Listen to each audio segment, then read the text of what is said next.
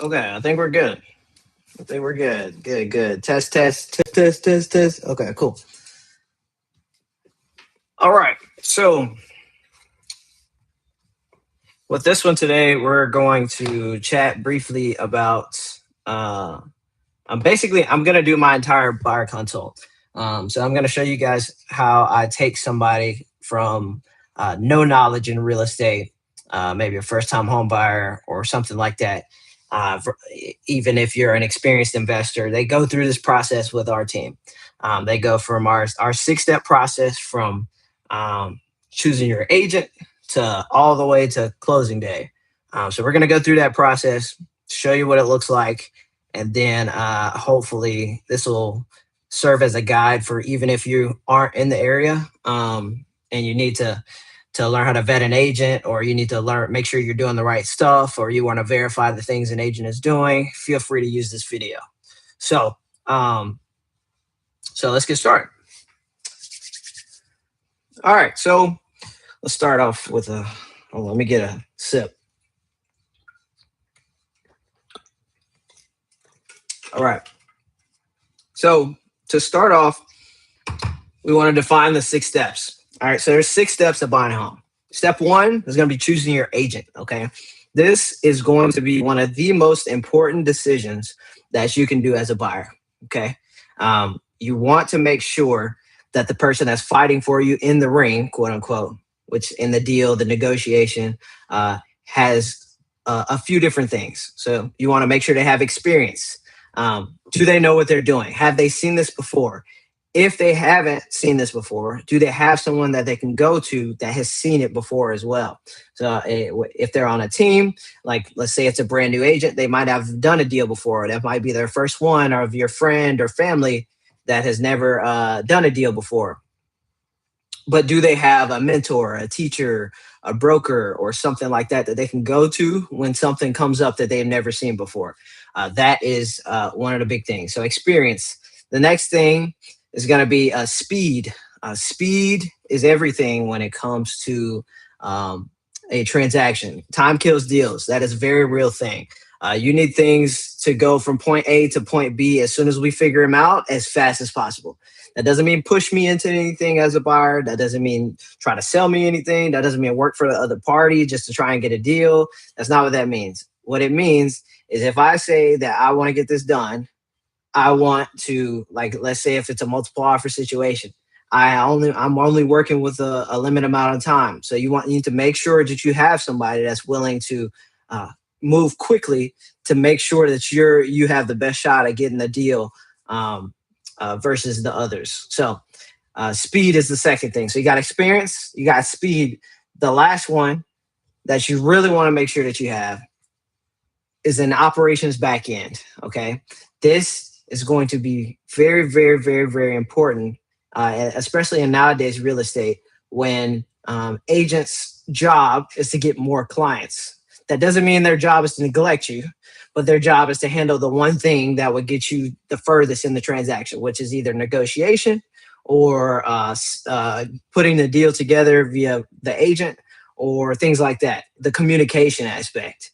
But if you do not have an operations back end and the agent is doing almost everything in the deal, it's very tough to have 10 clients all negotiating different deals, showing houses, doing such, on top of writing contracts, scheduling inspections, making sure the timeline is correct. All of that stuff is very hard to do. So that's where you see things like transaction coordinators, operations directors, and things like that. So essentially, you want a team. You want somebody that has a team behind them. That's the biggest thing.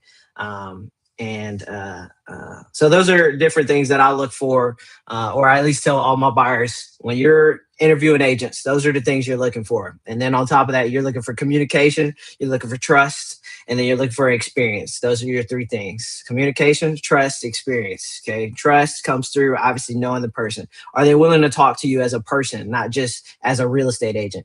Are they willing to understand your situation? Do they have a sense of empathy? Things like that. And then communication, that goes back to the team. Do they have a systematized process for every little thing so that you don't miss anything? It's very important. Okay. Now, after you select your agent, it is very important that you go to the next step. So a lot of people go from step 1 to 3, but it's very important you go to step 2. That means get your financials together. Figure out the financials. All right.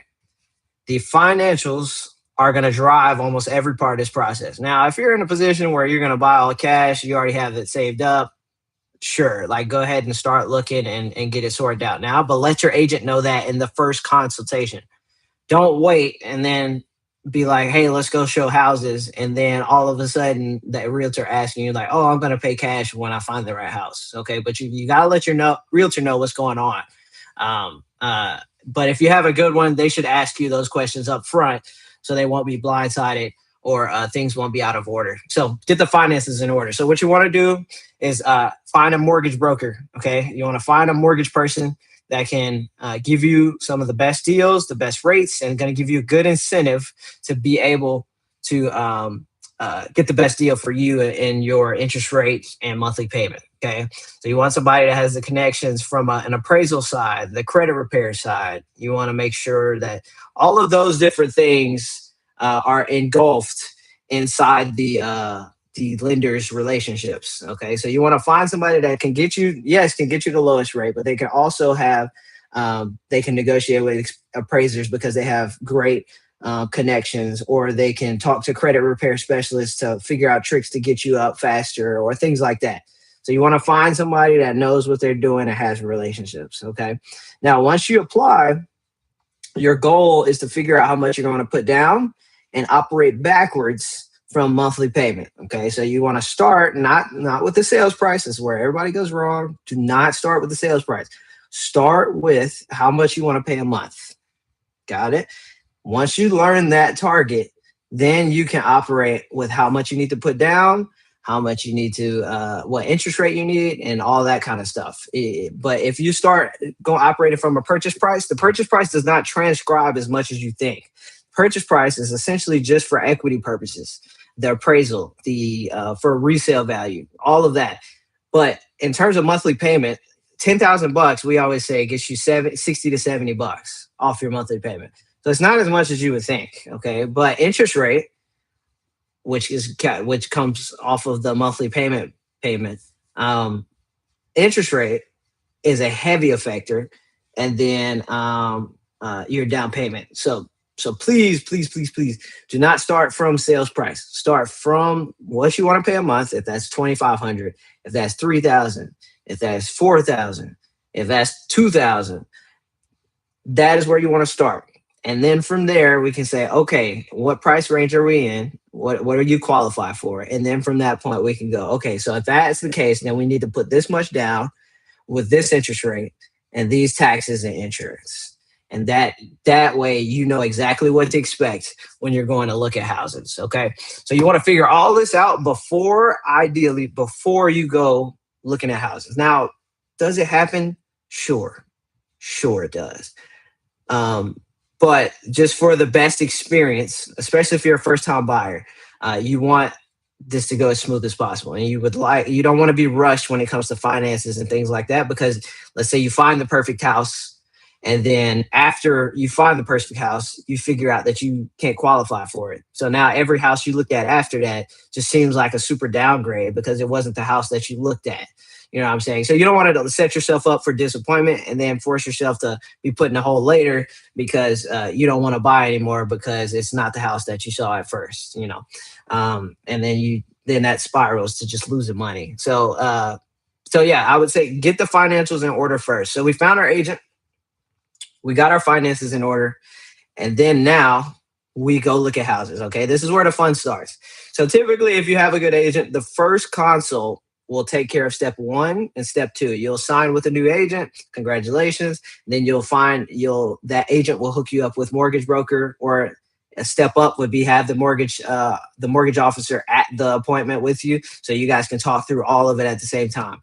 And then by the time you guys walk out, it's time to go find the house. So this is where you can pull out your Zillow portfolio, your homes.com list, your Trulia website. This is where you can pull all of that out and go, hey, I want to go see this one. Okay. Now, one thing to stop you with before we do this. So now, when it's time to look at the house or look for the house, the question would be how? How do we do this efficiently without looking at 32,000 houses before we make an offer? Okay, so we want to narrow down our criteria. Okay, so we do that in two ways. The first way is what we call the buyer's triangle. Okay, now if you could imagine a triangle, price, condition, location.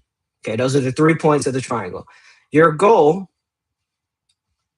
unless you're Elon Musk, you can usually only get two or out of the three, and because price is fixed. You see what I'm saying?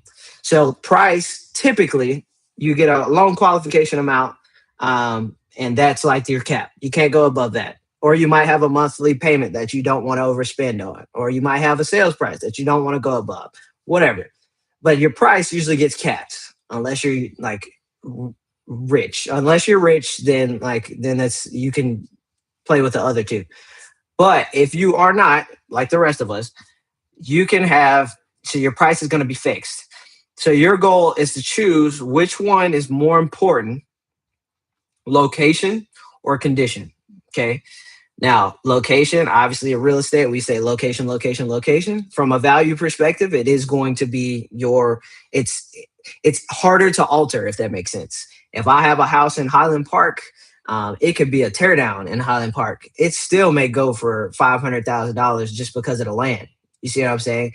But if I have a beautiful, gorgeous mansion in the middle of nowhere in Tyler, Texas, it might not be worth as much as it would be here. So, like, location is the more stagnant one, but condition, it also becomes a thing. Like, you might have a school system, or I guess that would be location. You have a school system that you want to be in for a location, but like, let's say you really want a pool, like that is the whole thing. The family needs a pool, or you need, I need a big enough room to fit my family dining room table for Thanksgiving, or I really need an open concept, or things like that. Okay, like you have to choose. Well, I'd rather that house versus staying here. Perfect example is for me and my family. We like the new build condition homes. Okay, so when we look, it is out on the outskirts of the city. So we're willing to drive a little bit further to make sure that we get the new build open concept home that is ready to go, and we can have builders take care of our warranties and things like that. You see what I'm saying? So that is a part of it. Okay. The next portion would be, I'm sorry, let me back up. So yeah, you have to choose between location and condition if your price is fixed. Now, if you have unlimited price, then feel free. Go find the house that you want, because you can find a house in prime location and build it how you want if you have enough money. You see what I'm saying? So, like, it's the buyer's triangle, and you want 2 out of 3. 2 out of 3. Okay. Now, that's the first half. The second half on making this an efficient thing is, hold on, sneeze. Okay, thank you. The second half of this, after the buyer's triangle, is your 5 pluses and minuses. Okay. Now, you want to define this list, and you want to make these absolute deal breakers and must haves. Okay. And you need to stick to this list like your life depends on it. Got it? Your agent's job in this case, like what I tell all my clients, is like, look, I am going to fight you if you send me a house that's outside this list. If you send me something that's outside the list, I'm going to call it out. I'm going to be like, hey, this is what we talked about. I just want you to know that this is not part of your must-haves, or this is one of the deal breakers that you had. If you would like to adjust it, we can, but I just want to let you know so that we need to replace the other one. You see what I'm saying? So these 5 plus and minuses, you need to make sure that you are sticking to these. The only reason I say that is if we do not, I remember my first couple of deals, I skipped this part of the consult, and I looked at 40, 50 houses with a couple. And it's not fun for me. It's not fun for the client, because they're just looking at a bunch of houses. They feel like they're never find what they want. And it's really not efficient for anybody. So when you narrow down that list, it cuts out a lot of stuff before you even have to go set foot and get in a car and set foot in a house. Okay. Now there are there situations where it might be something that has 4 out of 5, and like we may be able to negotiate to get the fifth one. Like, sure, we could do that. But for the most part, you just want to stick to it. Okay, that's the big thing. So you got the five pluses, five minuses. And like I said, the minuses, so your must-haves, like these are five things that non-negotiable. I'll give you a couple examples. Mine is a garage. I gotta have a two-car garage. I gotta have an office. Okay, we gotta have a backyard for dog. We gotta have a fourth bonus or bedroom. I don't care what kind of room it is, but it's got to be an extra room. We got to have at least two bedrooms. We got to have, I think that was 4 or 5. Um, and then got to have an open concept kitchen because J-Lo wants to be able to watch TV and cook at the same time. That was a big thing. Okay, so like those are the things you have to narrow down at the beginning. So if I look at houses and I start sending stuff, then I know as soon as this comes across, this cannot go to J-Lo because she will punch me in the throat because she can't watch TV while she cooks. You see what I'm saying? So stick to it that way. On the reverse, must haves. I'm sorry, I think we did must have. So let's do the deal breakers. I don't want any. Um, I don't want any small bedrooms that can't fit a king size bed, or um, uh, I don't want a tubless bathroom or something like that. You come up with your own list. That's where it comes up with. So you got to start there. And again, this can happen in that initial consult with your agent, to where you guys walk out of there before you start going to look at houses, and you already have an idea what's going on. Got it? Okay. So now we know how to look for the house efficiently. We know what to find. We got our agent. We got our finances together, and then we have our must-haves. We got the buyer's triangle understood, and we're ready to go look at houses. Now, once you find the house that you want, it's time for step 4, make an offer. Okay. Now, offers range based on state. I can only speak from Texas. I sell in Texas. So offers, there's a bunch of different parts of it. Now, the biggest thing when making an offer is understanding leverage points. Here in Texas, the contract is heavily written in the favor of the buyer. It's just how it is. There's many outs in the contract for the buyer to be able to get away, back out of the contract, and get their money back. That's just how it goes. Okay. So you gotta the biggest thing is you want to understand where the levers are for you as a buyer. Okay. If you need time to get pre-approving, then you might throw a third-party financing in there. You might need time for a contingency, or you might need to sell your previous home and do a contingent offer, or you need to understand like how much you want to put for earnest money, or how much you want to do for an option fee. How long is the option fee? Do you only need 5 days, or do you need 10 days, or how long does it need to be? You need to figure all of that out now, so that way you can understand where your leverage points are, because that's what a good agent is negotiating when it comes to sending in offers. To certain things, obviously, quick closes favor the seller, unless you're a buyer that just needs to close. But it's all situational based. So obviously, the ideal seller, the ideal offer would be all cash, over asking, close tomorrow, uh, with no contingencies. Like that would be a perfect offer. And from the other side, the worst offer would be a contingent offer based on a home that's sitting on the market and not selling, and that's $100,000 over asking, and then they need a month to figure it out, and they can't close until December. Like it might, like you never know. Like that would be a terrible offer. So you want to find somewhere in the middle that benefits your client, but at the same time is reasonable enough to get a deal done. See what I'm saying? So your agent will walk you through more of that in the details. That's where they define it. Okay. So things like option fee, this gives you, you pay your option fee to give you the ability to back out of the contract. in a certain the unrestricted right to back out of a contract in a certain amount of days. Okay, so typically I like to do 5 to 7 because usually it doesn't really take that long. But I also have a big team, so like it doesn't really take that long to set up inspections and all that kind of stuff. Like we got to figure that out. We can figure that out really quick.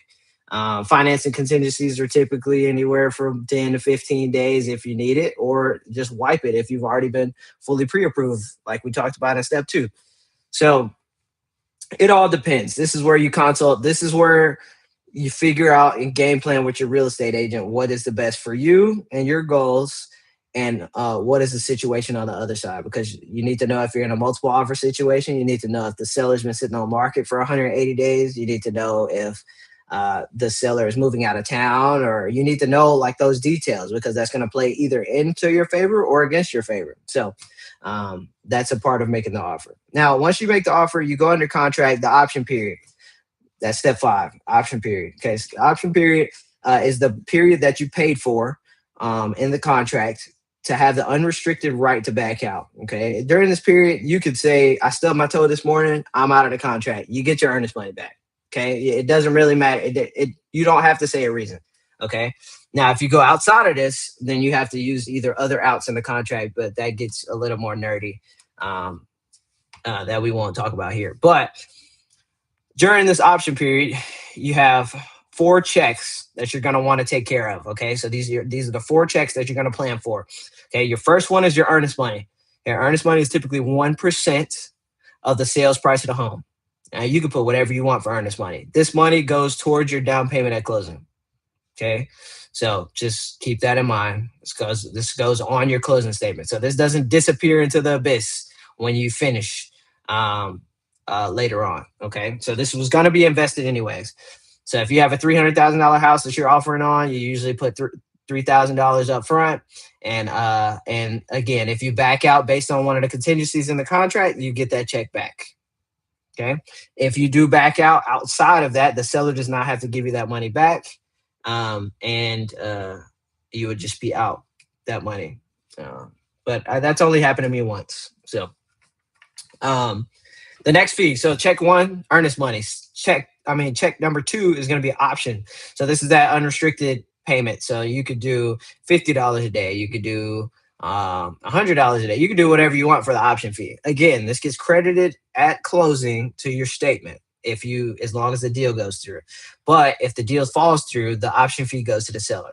Okay, so you don't get this one back. You don't get this one back. So this is one of the costs. I would say is one of the costs, a part of the actual process. So if we were to make an offer today, this is how I frame it a lot of times to my buyers. It's like, if you're going to make an offer, the only cost that it's going to take is your option money, and then the other 2 checks. Okay, because you won't get those checks back. But your earnest money, you're not really risking, because you can get that back if you back out of the contract correctly, which your agent will guide you through. Okay, so that's huge.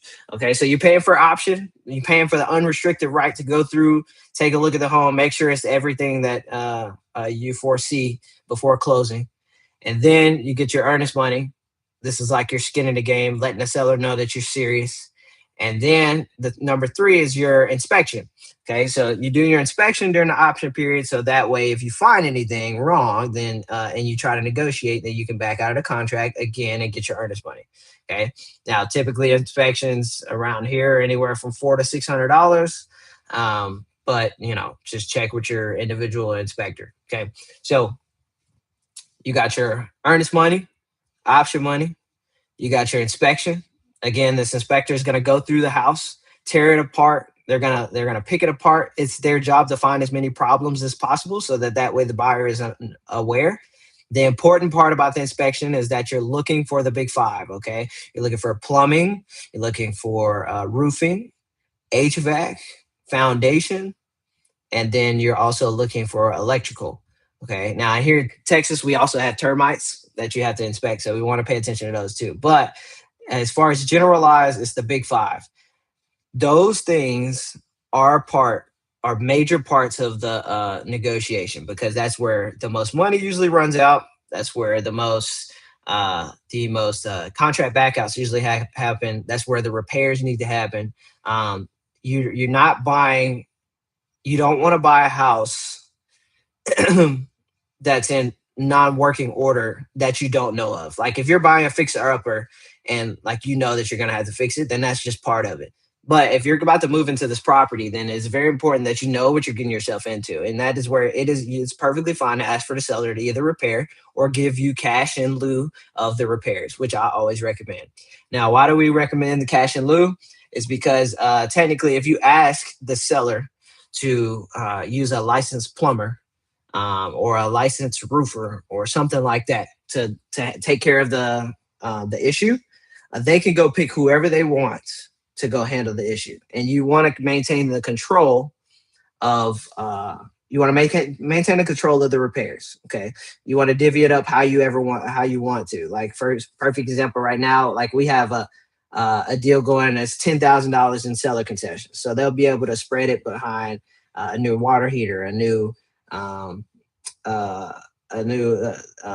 was it plastering for the pool, a new pool pump. Like you can use it however they want to. But if you ask for the seller to repair it, then you take the risk of it being done poorly, and then you have to fix it again later after closing. So I always say try to get the cash in lieu of repairs. You can put that in the seller concessions, and you can use that. You can use seller concessions for anything except for the down payment. Okay, so just keep that in mind. Now the last check. So we have the earnest money, we have the option money, we have the inspection. Okay, and then the last check is for appraisal. Okay, so this appraisal is for the bank. Okay, the lender that you're using to buy the house is they need to make sure that they protect their assets.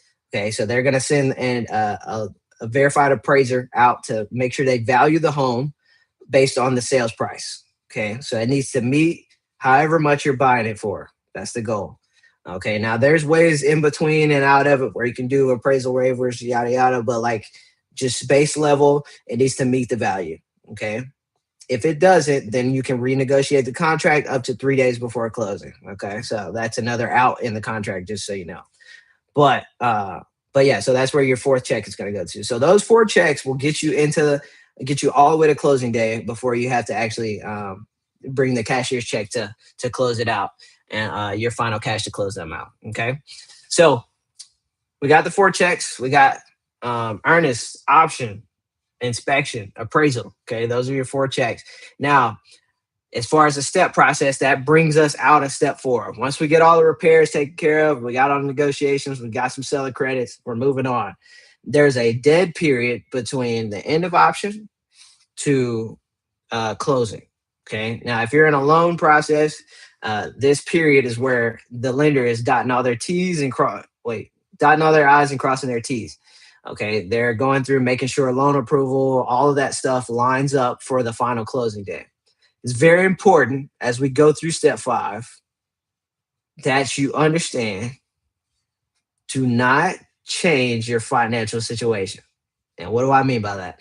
I mean, do not go finance a bunch of furniture. Don't go finance a new TV. Don't go schedule movers and put down the big deductible that costs you your down payment, or do anything that's going to affect you. Don't quit your job. Don't switch jobs. Don't do anything in this period until you hit closing. Close on the house, then do whatever you want after that. But do not do that in this period because the lender is already getting stuff together. So you risk starting all that over. And then when they rerun all the credit stuff and to re-verify that you qualify for the loan, it needs to line up. Okay. So during this dead period, like it's very important. Don't do anything. Do not do anything. That is the biggest thing. It's going to be boring. You might not get as much communication as usual. Like it's all part of it. Okay. And then obviously step 6 is the actual closing day. So this is the exciting thing. You take your picture, you do the whole thing. The biggest thing, don't schedule movers for the day of closing. Don't do that. Don't do that. I've seen nightmare stories. You want to always schedule for like the day after or maybe 2 days after just to be safe. And then move that way. But scheduling on the day of closing, you never know what can happen. And then we have to push it back. And then the movers charge you a fee and you have to buy new movers, and like you just don't want to do all of that. Okay, so just make sure you close on the house and then have movers come after, which I would say either a day or two afterwards. So that's just a pro tip. Okay, so we went through all 6 steps. Find your agent, get your finances together, search for the home, do the make an offer, go on through the option period, and then close on the house. Okay, that's your 6 steps. Now, there are things that I kind of like just dabbled over just to make sure that we got this through. Like usually consults are about an hour, and I just went through that in 30 minutes. So there's things that go in and out based on people's unique situation, but that's like the generalized overview on what you can take to your agent and reference as we're going forward. So what I'm saying. So that way, hopefully, this gives you like a an idea of what to expect when buying a home, especially in this market, so that no surprises jump out at you or anything like that. All right, so now that we did that, oh, by the way, I just want to plug here. If you're in the Dallas Fort Worth area, me and my team and I would love to work with you, the Dare Network group. Send me an email down below in the description, and just tell me you're from YouTube, and I'd love to chat about you and your specific unique situation and see if it's a good fit that we work together and maybe get you into your next home or your first home or investment home or however whatever journey that you are on. So I just want to throw that in there. All right, so for the last couple of minutes or so, I did want to throw up some first time homebuyer questions, because that's been the theme for the month. Buyer questions. And if anyone in the chat comes in here and wants to drop a question in, feel free.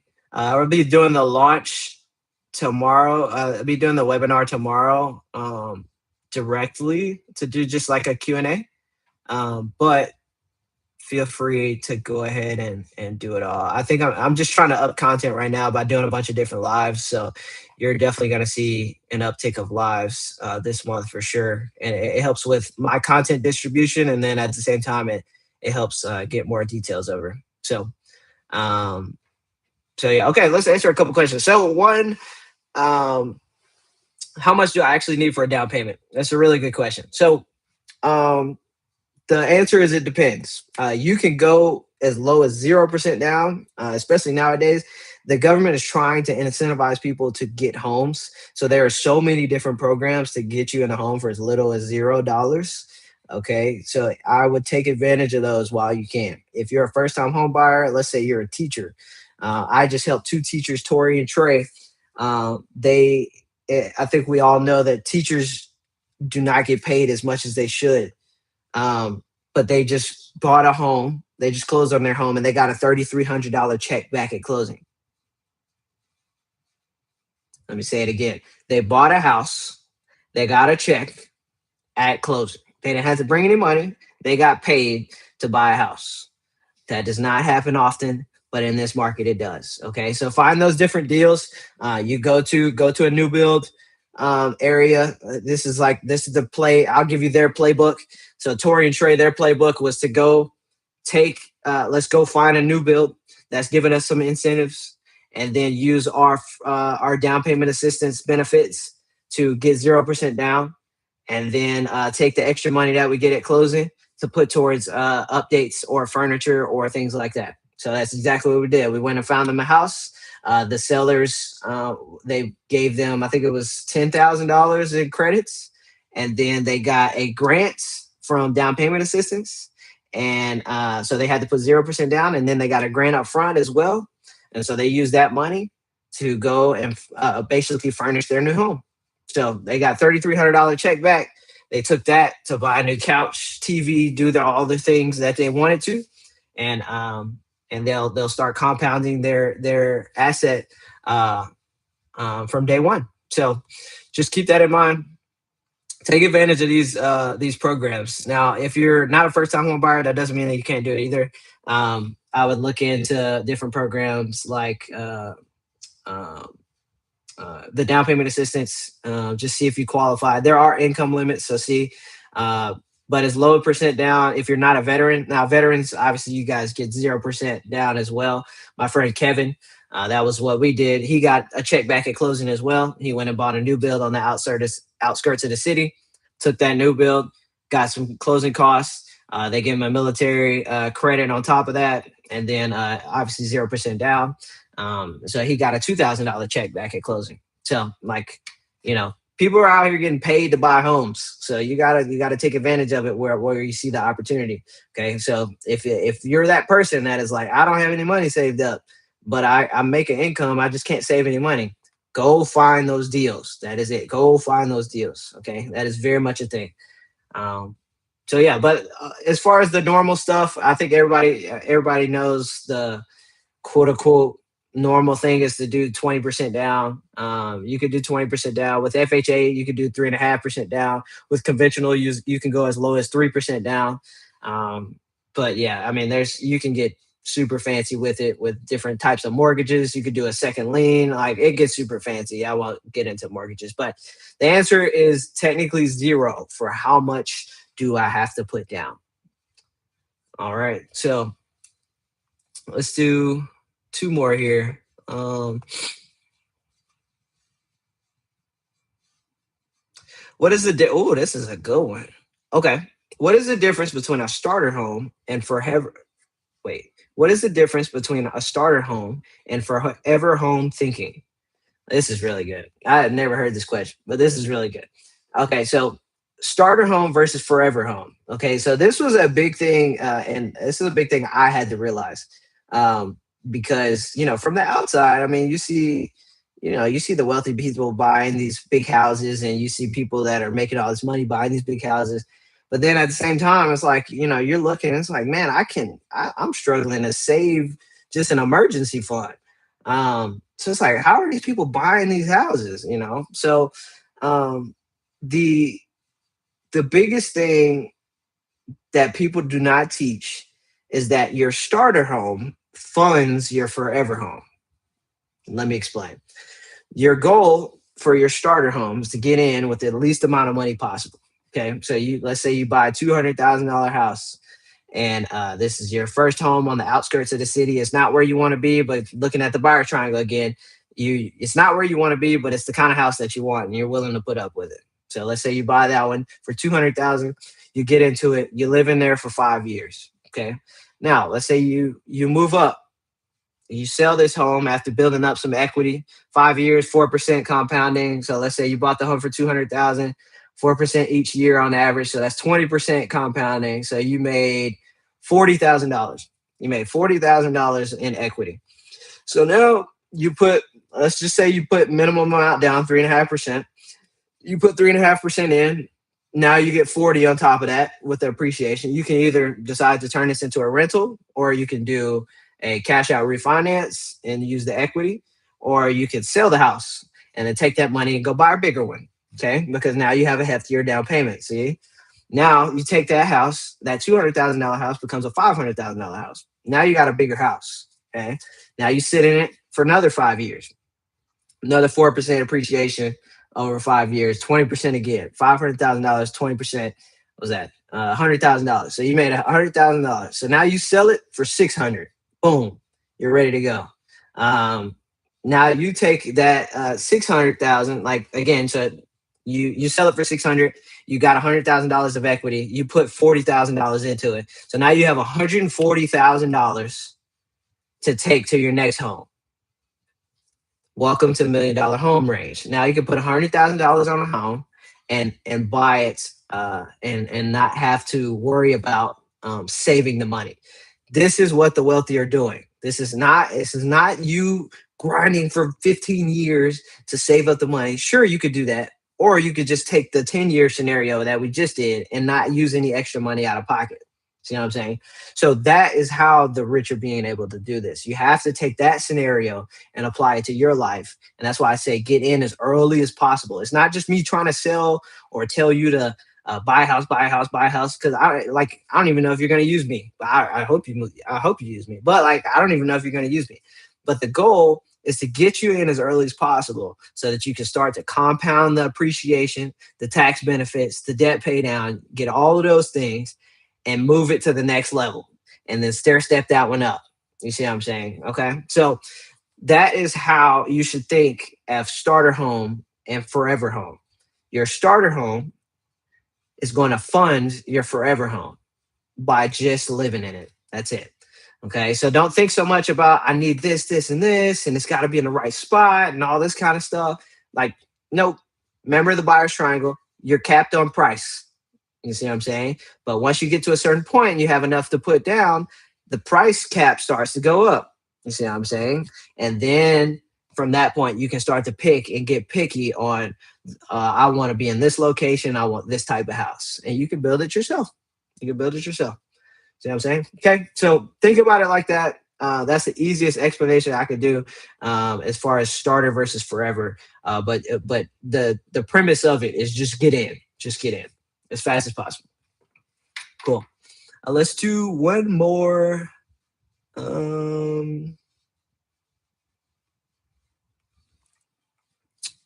Let's see. I went over that one.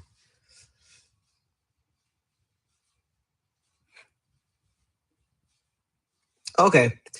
This is a good one. It's general. So a good thing to, sorry, I just got a text. Okay. So the question is, how do I know whether it's a buyer's or a seller's market? This is a great question. Okay. So in real estate, we use a term that kind of dictates our entire market. Okay. So this tells us the state of the market, if you will. It's called months of supply of inventory. Yeah, months of supply of inventory. Okay. This price or this number tells us if no new homes were to come to market, how long in months would it take for all the current homes on the market to sell? Okay. If no new homes were to come to market in some scenario, if no new homes were to come to market, how long would it take in months for the remaining homes on the market to sell? Okay, that number tells you if it's a buyer or a seller's market. Right now, we're hovering in the high sellers, low buyers market. Now, what does that mean? Now, anything 5 and below is going to be what we call a seller's market. All that means in practical terms means there are more buyers than there are sellers. So technically in supply and demand terms, the sellers have the upper hand. Now that's generalized depending on the area. You have to figure that out for your specific area, but that is the generalized definition. More buyers than there are sellers on the market.